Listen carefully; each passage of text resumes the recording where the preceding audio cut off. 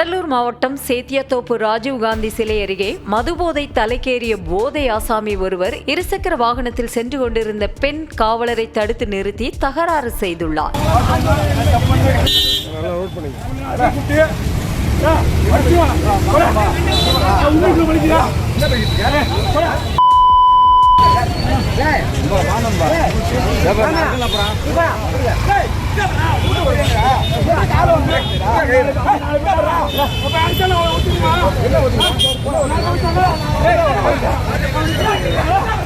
தொடர்ந்து அங்கு அருகில் இருந்த கடைக்காரர்களிடம் வாண்டடாக சென்று வம்புக்கு இழுத்துள்ளார். இந்த நிலையில் அங்கு பாதுகாப்பு பணியில் ஈடுபட்டுக் கொண்டிருந்த காவலர்கள் மதுபோதையில் இருந்த ஆசாமியை கட்டுப்படுத்த முயன்றுள்ளனர். எதையுமே கேட்காத போதை ஆசாமி காவல்துறையினர் பாதுகாப்பு பணிக்காக பயன்படுத்தக்கூடிய இருசக்கர வாகனத்தை கீழே தள்ளிவிட்டு அட்ராசிட்டியில் ஈடுபட்டுள்ளார். இதனிடையே தகாத வார்த்தைகளால் காவல்துறையினரை திட்டியது அங்கிருந்தவர்களை முகம் சொழிக்க செய்தது.